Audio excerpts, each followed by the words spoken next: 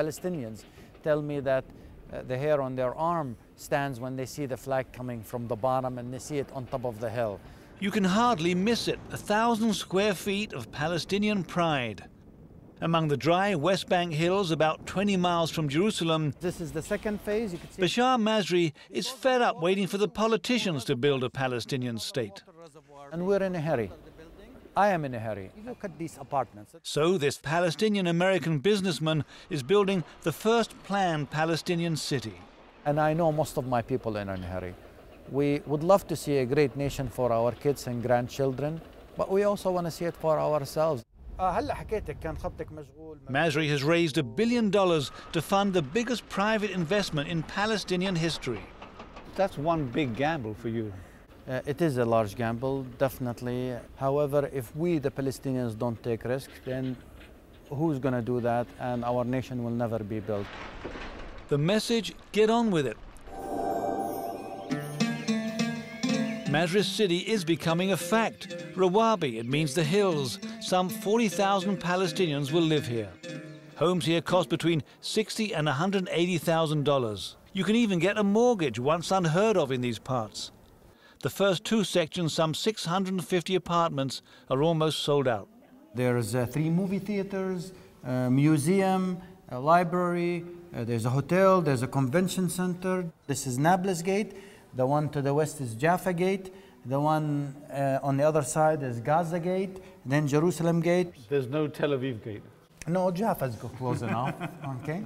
It's all political symbolism. This is a Palestinian family holding hands, united to protect the Palestinian flag. It symbolizes their future, and it's everywhere on trucks, cranes, sending a message to the world and the Jewish settlement of Ateret, about a quarter mile across the valley on land the Palestinians call their own. The settlers here have mixed feelings about their new neighbors. I hope that they'll have this good city and they'll live there happily, so maybe they won't be so anti and so angry, and maybe they'll also live in peace with us. That's what I hope for and I pray for. But I think that we also should live here without any fear. Rawabi sits in areas fully or partially under Palestinian control. It's surrounded by land fully controlled by Israel, where many of the resources come from, like water. At the moment, you're expecting people to move in maybe early next year. When they turn the tap on in their apartment, will there be water? We're working hard to make sure they have water. If we do not, that will delay the project, obviously. So far, no permission from Israel to pipe in enough water. Another problem, roads. This is the only access to Rawabi, a narrow 2-lane road suitable for a town of 5,000, not 40,000. So far, no permission from Israel to widen it more or for more access roads. In times of trouble, Israel could close it with a handful of soldiers. No road in or out. The road issue is a big problem. We have a number of outstanding issues. The sales video makes Rawabi look fabulous, but so far it's just a shell. They need to attract industry, shopkeepers, build schools, create 5,000 jobs. You'd think the PA, the Palestinian Authority which administers matters in the West Bank, would back such an ambitious venture, but not exactly. Masri carefully chooses his words. They are supporting. Supporting financially or morally, or in what way? Mostly 99.9% morally, hardly financially. So we're building the public schools, we're putting the wastewater treatment plant, the water reservoir, the access roads to the city, which we did not anticipate on when we started the project. You expected the Palestinian Authority to do it and to pay for it? Absolutely, this is the right thing. Some Palestinians, like Parliament member Mustafa Barghouti, think that telling Rawabi only as a success story obscures what he says is the larger Palestinian story of occupation and oppression. My worry is that there is a certain trend in certain media, encouraged of course mainly by Israel, or those who are connected to Israel, mainly to show things are fine, things are okay, Palestinians are normalizing and accepting the system of occupation, and they even have a new city. That's not true. This is not the real story.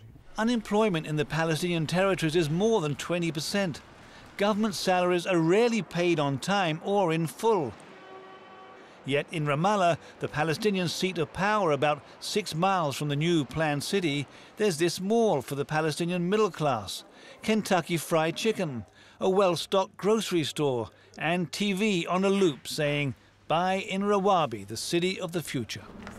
This is our first time in this. We bought it without even seeing it. Maher and Abir Abu Mahdi were introduced to us by Rawabi staff. They'll live here with their 7 children. Their 3,000 square foot apartment cost about $170,000, expensive by local standards. This is all living room, 4 bedrooms, 3 showers, bathrooms. He's a professor, she has a master's degree and raises their children at home. For them, Rawabi is more than just a town. Maybe it's my dream when I was kid to live this life. So I did not manage to live this life, so I dream that my children will grow in this life. And you're fulfilling that dream. I hope so. Is that also to show the world that Palestinians are not only about conflict with Israel, it's not about intifada and throwing stones and terrorism. It's not like that. It's also that we have our kids, we are educated, we have a future, and we aim to have our independent state. Our struggle, existence in this land is through such projects. And that's exactly what Masri thinks too. It's a sample of the Palestinian state. And the Palestinian state is a big step towards peace. We came back after a year and a half to check on the project. Now, construction's going great. They say this will be the largest amphitheater in the Middle East. But as far as people moving in is concerned, they're 1 year behind schedule. And the reason is there's no water. This is the furnished show apartment. It looks grand and impressive, but still no water. For close to a year, Israeli officials could not agree to channel water to Rawabi, which slowed down development here. Then, just a couple of weeks ago, Israeli Prime Minister Netanyahu cut through the red tape and ordered his government to turn on the tap. So now they're digging, laying pipes to connect the new Palestinian town of Rawabi to Israel's water carrier. Now we're in a remobilization mode, if you wish, since we got the go-ahead. And we've already informed the residents that they can come in May and do this final settlement and get their apartments. That's about 1 year late? That's about 1 year late now because of just the water. And as for the Abu Mahdi family, when we called them by phone, Maher said he's desperate to move in.